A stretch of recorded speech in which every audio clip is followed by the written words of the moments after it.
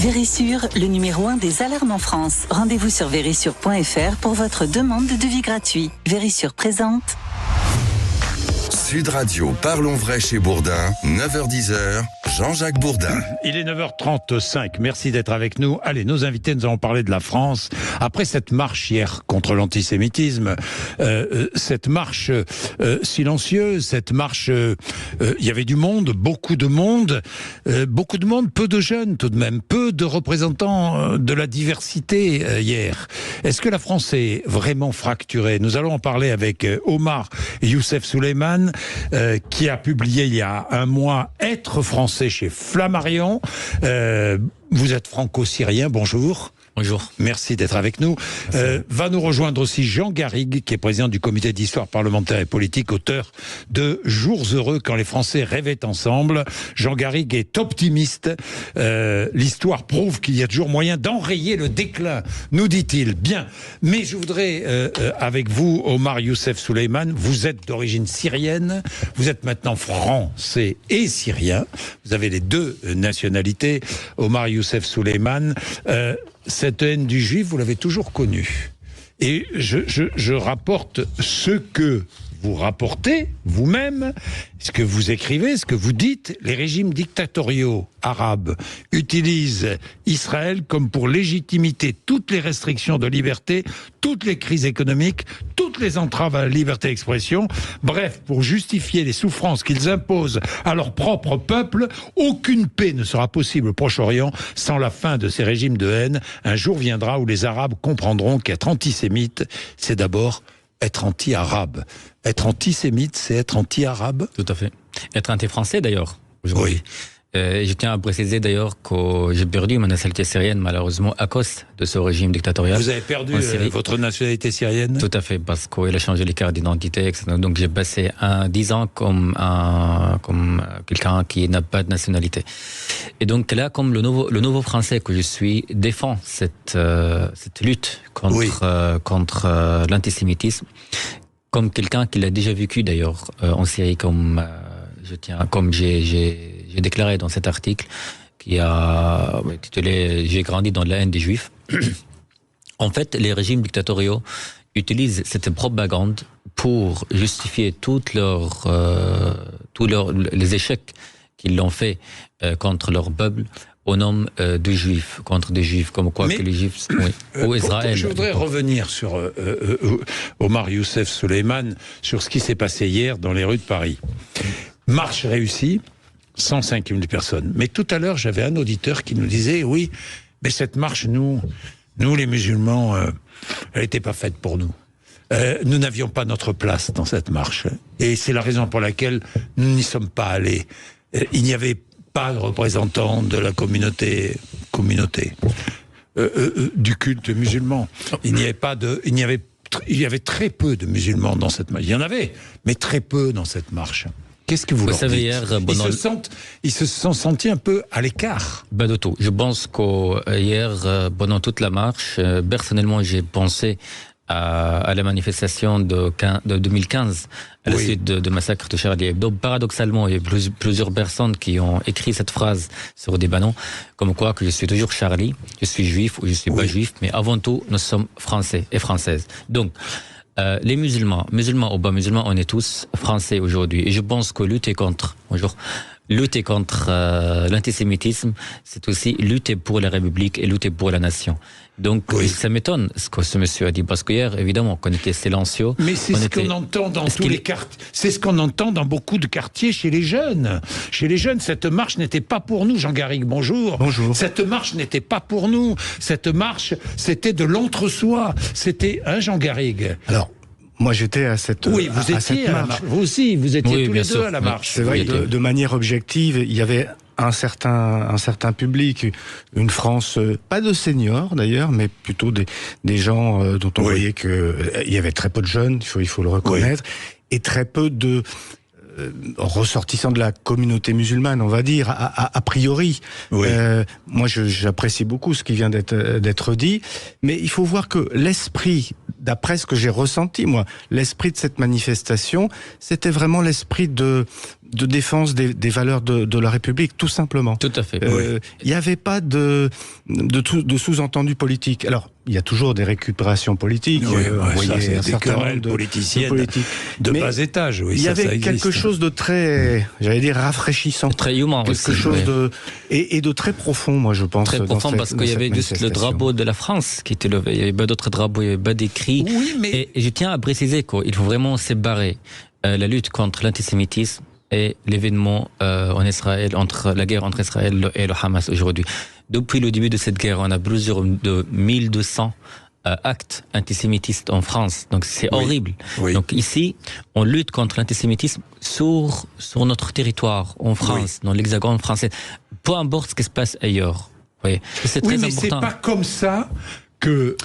comme ça que beaucoup et notamment beaucoup de musulmans français le comprennent. C'est évident. Et d'ailleurs, c'est peut-être une des explications de la non-présence d'Emmanuel Macron, qui s'est dit que se montrer dans une manifestation, une marche de ce type, c'était pas une manifestation, pourrait choquer une partie des Français. Il a raisonné ainsi. Il a eu raison, Jean Garrigue. Je pense qu'il a eu tort, car l'esprit, je le répète, de cette manifestation étant non pas alors pas du tout, en tout cas la défense de la politique de l'État d'Israël, étant la défense de valeurs. De valeurs franco-françaises. En tant qu'incarnation de la nation, chef de l'État, il aurait pu faire comme François Mitterrand au moment de Carpentras en 1990, Exactement. Comme François Hollande au moment des attentats de 2015. Il aurait pu être là, même d'une manière brève, ne serait-ce que pour l'image, avoir le chef de l'État comme garant de ces valeurs pour lesquelles nous défilions, ça aurait été quelque chose de bien. Alors justement, je poursuis votre raisonnement, est-ce que ça veut dire que nous ne sommes plus, la société française n'est plus dans l'état où elle était en 1990 et dans l'état où elle était en 2015 ? Eh oui, est-ce que c'est un signe ? C'est un signe de cette fracturation française, cette difficulté que nous avons à retrouver ce sens du collectif, parce que nous sommes dans une société qui est de plus en plus communautarisée, mais pas simplement au sens religieux du terme, mais qui se fragmente en petites communautés socio-économiques, socio-professionnelles, socio-culturelles, et je dirais même, au-delà même de cette communautarisation, hyper-individualisation qui fait que on a de plus en plus de mal à vivre des choses en commun. Là, c'est des choses très très simples. C'est rappeler que l'antisémitisme, d'abord c'est un délit, et puis c'est quelque chose qui nous renvoie toute une histoire sinistre, c'est quelque chose qu'on ne peut pas supporter dans notre pays. Bon, dire ça n'est pas du tout un engagement politique dans quelque camp que ce soit. Comment faire pour persuader les Français musulmans pour persuader que ce genre de manifestation, c'est pas une manifestation, cette marche n'était pas une marche en soutien à la politique israélienne. Alors, parce que c'est ce que pense. D'ailleurs, et c'est ce que pense, et c'est ce que dit Jean-Luc Mélenchon. Mélenchon qui met de l'huile sur le feu, qui dit c'était une marche en soutien au gouvernement israélien, à la politique israélienne. Bien sûr, il en profite. Oui. Non, mais je suis pas d'accord avec ce propos de Jean-Luc Mélenchon, parce que tout simplement hier, on a vu très clairement que c'était une marche qui nous a unis. Vous voyez. Et je pense qu'il est très nécessaire que ce soit une étincelle pour l'avenir, et je rejoins le chef de Sénat hier qui a rappelé que ça doit pas être une simple marche, mais aussi une démarche. Une démarche pour l'avenir. On doit le reproduire. Je pense que c'est comme ça on peut persuader les autres, afin qu'on renormaliser cette lutte contre l'antisémitisme dans le contexte français. Et alors reproduire, pardon, je vous coupe. J'y pense, je vous coupe. Marche hier. Pourquoi ne pas organiser une autre marche ? Oui, bien sûr. Encore. Oui, et je pense que c'est ça. Une marche où on lancerait un appel aux musulmans de France. Complètement. Venez marcher. Venez marcher contre l'antisémitisme, mais aussi contre l'islamophobie, contre tous les racismes. Élargir. Si le président de la République s'exprimait tout à coup pour dire ça, il reçoit les représentants des cultes. C'est ce qu'on a besoin aujourd'hui, exactement, un discours qui nous unit et pas nous divers. Il était légitime par rapport à ce qui s'est passé, l'explosion des actes antisémites. Oui. Je pense que cette marche, elle était légitime, mais effectivement, elle doit être le début de quelque chose. Le début de quelque chose. Et vous avez raison. C'est une marche qui n'a pas été comprise par les musulmans de France. C'est très clair. Pour eux, ça apparaît comme un soutien à la politique de l'État d'Israël, alors que c'était pas du tout ça. Levons le malentendu. Élargissons la question et allons vers, effectivement, la lutte contre tous les racismes, et y compris contre ce qu'on appelle l'islamophobie. Bon, c'est tout. Oui. Mais le problème, c'est que vous l'avez dit, vous avez un certain nombre de partis politiques, de groupes, qui ont intérêt à mettre de l'huile sur le feu, à fracturer sans cesse. C'est une façon de les démasquer. C'est vrai. Bah, remarquez, ils sont déjà démasqués, mais c'est une façon de les démasquer. Allez, nous en parlons tout de suite, continuons dans 2 minutes, parce qu'il est 9h46, à tout de suite. Vérissure, le numéro 1 des alarmes en France. Rendez-vous sur vérissure.fr pour votre demande de devis gratuit. Vérissure présente. Sud Radio, parlons vrai chez Bourdin, 9h-10h, Jean-Jacques Bourdin. Il est 9h49. Bien, continuons. Bon, l'initiative, maintenant la démarche, vous parlez de démarche, mais que faut-il faire maintenant ? Je pense qu'il faut continuer, c'est tout.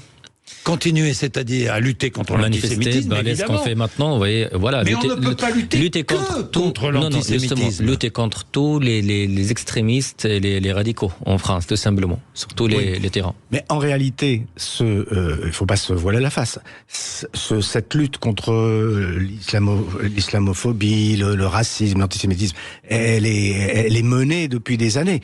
Donc il faut passer à la vitesse supérieure, parce que les résultats, pour l'instant, ils sont à l'inverse de ce qu'on attend. Une guerre au Proche-Orient terrible, un massacre commis par le Hamas le 7 octobre, résurgence et accélération des actes antisémites. Ce qui veut dire un grand travail de pédagogie collective, quelque chose qui... Et vous avez raison là-dessus, il faut que ça soit le début d'initiative. Et cette initiative, elle doit venir, on est sous la 5e République, elle doit venir du président de la République. Et elle doit s'étendre effectivement à toutes les communautés et à toutes les formes d'exclusion et de racisme. Ça, c'est une certitude. Mais imaginons que rien ne se passe derrière cette marche. Mais en plus, attendez... Ça va nourrir... Ça va nourrir les malentendus, et ça va nourrir la colère de ceux qui ne voulaient pas de cette marche. Ça va nourrir ceux qui disent, comme Mélenchon, c'était un échec. Et ça va, franchement, non ? Je ne pense pas que ça va nourrir, parce qu'hier on était aussi divers d'une manière. Évidemment, il y avait pas d'associations musulmanes qui étaient engagées. Il y avait moins de jeunes. Mais évidemment, il y a une partie de la gauche. Il y avait des socialistes. Il y avait François Hollande. Il y avait des autres. Il y avait le chef de Sénat. Il y avait le chef de Parlement. On était aussi divers. C'était une marche encore une fois silencieuse, avec le drapeau français contre l'antisémitisme. Zéro slogan contre les musulmans, zéro slogan contre Israël. Mais alors, c'est quoi le problème ? Pourquoi ça doit être mais c'est pas la marche en elle-même qui est un problème. C'est ce qui va se passer maintenant qui peut être un problème. C'est ce que ça va passer maintenant. Tout dépend de l'actualité, je pense. Avant tout, nous dépend ce que ça va passer là-bas. Malheureusement, en France, on est de plus en plus contaminé. On est infecté par ce qui se passe ailleurs. On est très rapide, on réagit rapidement. Par exemple, on dit toujours qu'on a 6 millions musulmans à peu près en France. Je pense balayer tout le temps des musulmans de la France, les mettre tous dans le même sac, ça nourrit ce séparatisme. Parce que je pense que les Français d'origine musulmane, rien ne les unit.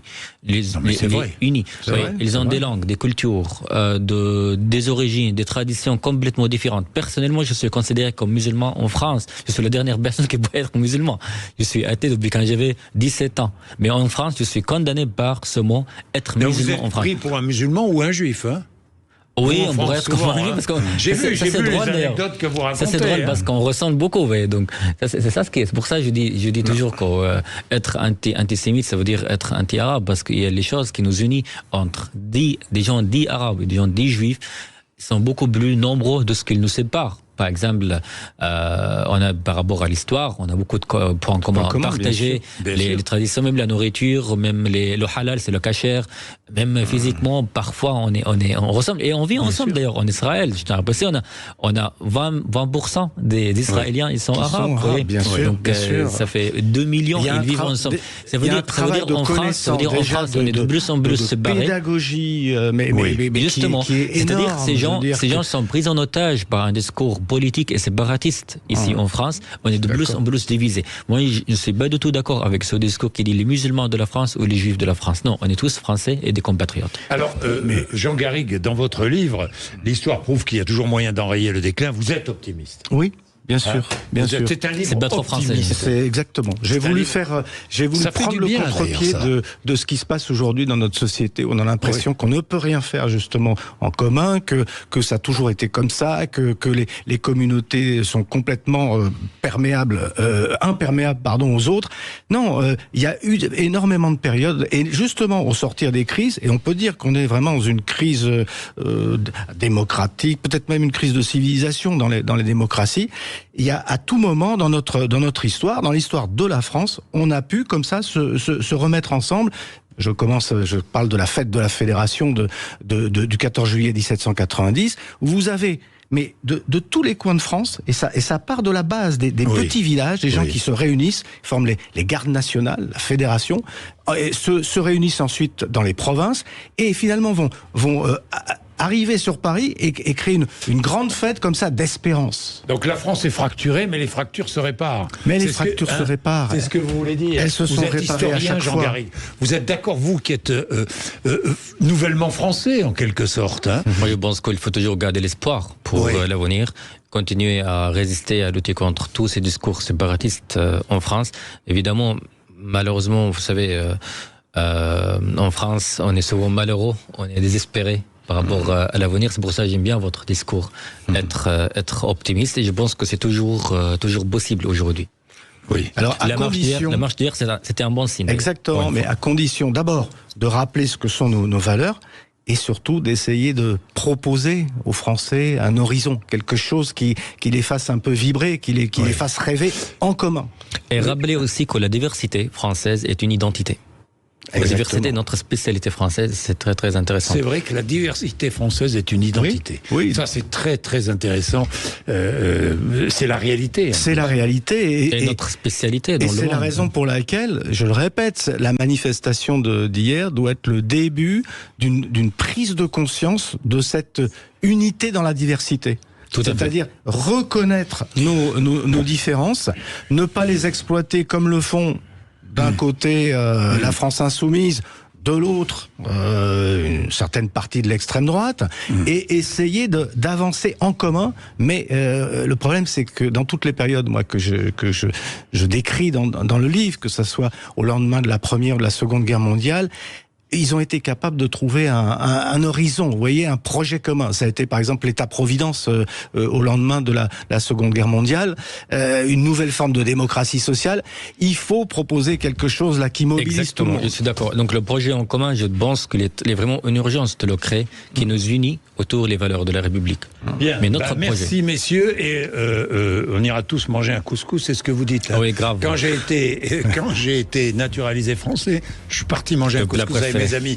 J'ai vu à Ris-Orangis, juifs et musulmans ont mangé le couscous hier à midi.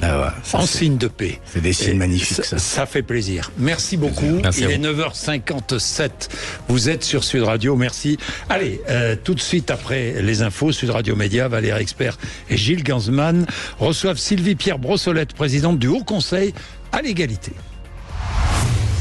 Sud Radio, parlons vrai chez Bourdin, 9h-10h, Jean-Jacques Bourdin.